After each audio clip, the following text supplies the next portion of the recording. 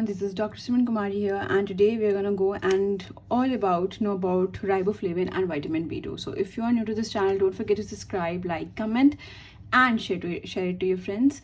Plus don't forget to leave a comment in the comment section in order to get more relevant videos about your medicine.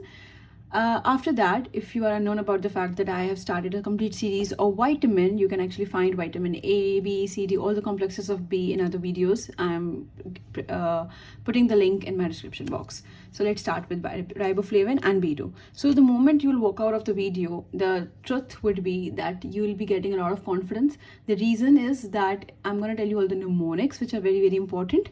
And vitamins, as you might know, or if you don't, you should know, they are the most easiest yet mark skinning thing in the world. Whatever your exams are, either MLE, your professional MBBS exam, your BDS examination, your NEET, your FCPS, whatever, these are the basic common sense things that are expected for a doctor to know, for a medical student to know. And but the fact and the beautiful part is that they're extremely easy. So if you have all the things in a very concise manner and all the mnemonics for your revision, I think you're good to go. So let's not waste any marks over here and grab that. Okay, so let's start. So the first thing is, what is the special thing about riboflavin or B2? B2 is also known as riboflavin. The special things are 4 points here, riboflavin. If you want to take a picture of my notes, you can actually take a screenshot of these pictures like this if I'm putting it out into here. Okay, so what happens is here is that the most special features इसके 4 होते हैं. सबसे पहले इसका special feature ये होता है कि it is the one, for example, if आप कभी भी B complex की vitamins खाओगे या if your parents are eating it, you'll notice कि your urine will convert it into yellow color or your urine will convert into orange color. So that yellow color अगर B complex की vitamins खाने में आता है तो वो vitamin B2 की वजह से आता है. That is why vitamin B2 is also known as a yellow vitamin. Point number 1. Second special feature is, एक तो हो गया येलो विटामिन. फिर दूसरा फीचर है कि for example if you are getting any facial और एनीथिंग, ठीक है, तो उसमें एक LED मास्क लगाया जाता है जिसमें आपके लाइटनिंग थेरेपी दी जाती है. So this is the vitamin that is given to you, B2 vitamin. Why? Because this is a vitamin जो कि फोटोथेरेपी लाइट सेंसिटिव है. सो ये फोटोथेरेपी के थ्रू ही दे सकते हो आप लोग, ठीक है. Next time you are getting a facial, remember you are getting B2 lightning के थ्रू, ठीक है. So light sensitive. The third point is heat resistant. Whenever your amma is cooking a lot of food और वो high cooking पे कर रही हैं और खाना जल भी गया, तो don't worry, your vitamin B2 is saved there because it is heat resistant. जितना भी amount of gas you're putting in and the flame you're putting it, जिंदगी की तरह ये आग नहीं लगेगी इसमें. You're gonna get it through it and vitamin B2 मिल जाएगी. So again, it is heat resistant. Now, the fourth point is very, very important, that this is the redox reaction involvement vitamin. Question हमेशा ये आता है कि for example कौन सी vitamins है हमारे पास vitamin B में which are involved in redox reactions. So your answer should be vitamin B2 and B3. Redox reactions मतलब के oxidation and reduction के reactions, dehydrogenase and oxidation के reactions. Vitamins का सबसे जो easy way to remember है कि you have to remember कि कौन से vitamin किस enzyme के coenzymes की form में help करते हैं और उनका नमूनिक याद करना है. बिकॉज ये क्वेश्चन जब आते हैं तो बिल्कुल इंसान प्रॉब्लमेटिक में चला जाता है. सो हर विटामिन का you have to remember. Like for example in B1 I already posted a video on that. You have to remember a mnemonic BATP. यहाँ पे I will tell you the mnemonic, don't worry, जब time आएगा. तो redox reactions में हमारे पास B2 आ जाएगा. Now we are done with here. Now let's go towards our active forms. How we gonna remember it? B2 के 2 active forms होते हैं. राइबोफ्लेविन से we are gonna remember F. Riboflavin F हमारे पास आ जाता है. The 2 active forms are FMN, FAD. समझ आ गई बात? FMN means flavin mononucleotide, flavin mononucleotide, and FAD का मतलब है फ्लेविन एडिनोसिन डाइन्यूक्लियोटाइड. मतलब 2 न्यूक्लियोटाइड आ गए ना, फ्लेविन और एडिनोसिन डाइन्यूक्लियोटाइड. दैट मीन्स कि ये छोटा बच्चा FMN और ये बड़ा बच्चा FAD, क्योंकि उसमें 2 चीजें आ गई, डाई की बात आ गई. राइबोफ्लेविन से F से we are gonna remember F के 2 active forms. Now the most important part of the video, that is functions. इसके फंक्शंस क्या है? So basically it acts as a coenzyme. And किस रिएक्शंस में कोएंजाइम आता है? दैट इज क्वेश्चन में हमेशा MCQs आंसर्स में हमें क्या दिखना है? It is in redox reactions. तो रिडॉक्स रिएक्शंस में कौन कौन से होंगे? या तो एंड में ऑक्सीडेज होगा या तो एंड में डिहाइड्रोजनेस होगा. ठीक है, कॉमन सेंस. यानी कि कोई for example acyl coenzyme A dehydrogenase है, या सक्सिनेट ऑक्सीडेज या जेंथीन ऑक्सीडेज है, तो थोड़ा बहुत मैं नैरो डाउन कर सकती हूँ कि B2 B3 में से कोई हो सकता है. Now we have to remember कि FMN और FAD पर्टिकुलरली कौन से कोएंजाइम्स में हेल्प आउट करते हैं. तो for that we have a mnemonic. Please listen to it. At first you might laugh on that, but at the end of the day it will remember you, it will help you out. FMN का क्या है? Since it is a छोटा बच्चा, that is A की जिम्मेदारी है इसमें, mononucleotide, so we are gonna remember it as AC. ठीक है, AC, दैट्स इट. गर्मियाँ हैं, ठीक है, फैन चला दो तो AC चाहिए, F से AC. सेकेंड हमारे पास है FAD. FAD इज अ बड़ा बच्चा. बड़ा बच्चे का मतलब क्या हो गया? दैट मीन्स 2 जिम्मेदारियां उसके पास, मतलब वो ज़्यादा काम करेगा. तो क्या होगा? AC दे दो एक्स्ट्रा स्मॉल साइज की. ठीक है, ये सिर्फ AC था और ये AC दे दो एक्स्ट्रा स्मॉल साइज की. कैसे? FMN का हमारे पास है. I am not gonna write the name, so if you want to take pictures, if it visible you can actually take my pictures notes की. That's it. Okay, so for example A से हमारे पास FMN में क्या आता है, उस पर concentrate करते हैं. That is basically your alpha amino acid oxidase.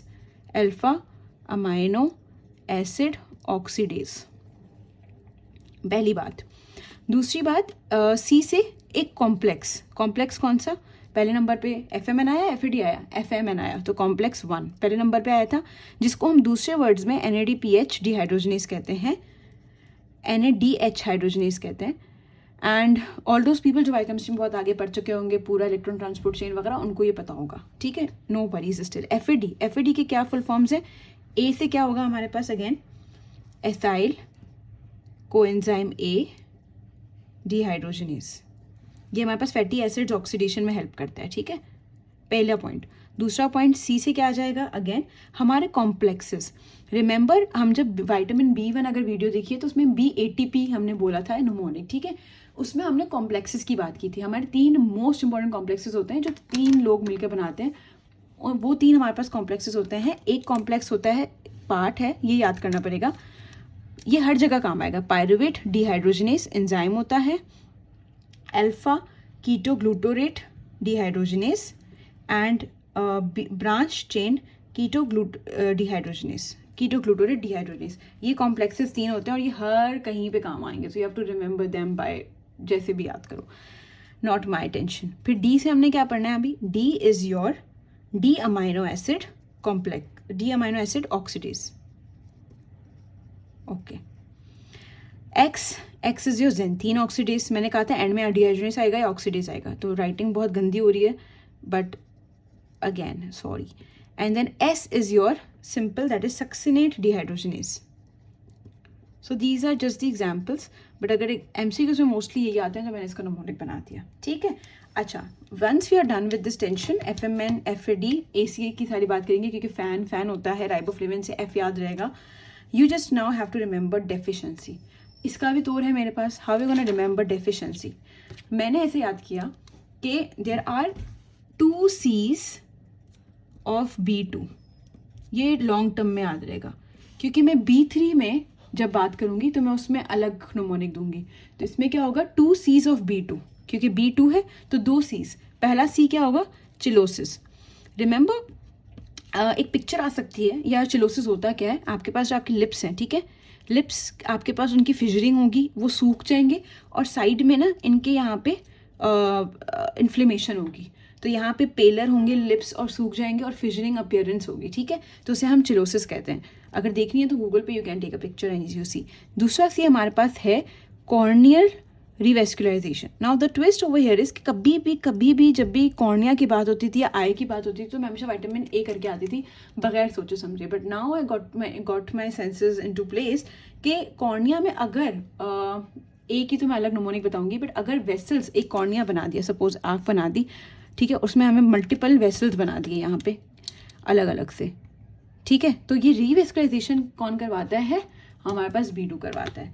बाकी और भी इसके हैं जो कि ग्लोसाइटिस है, वो अदर वाइटामिन भी कराती हैं, तो दैट्स नॉट कि मेजेंडा टंग हो जाती है, ग्लॉसी पैपुला लॉस हो जाता है, तो वो बेसिक है, वाइटामिन स्पेसिफिक नहीं है इसके.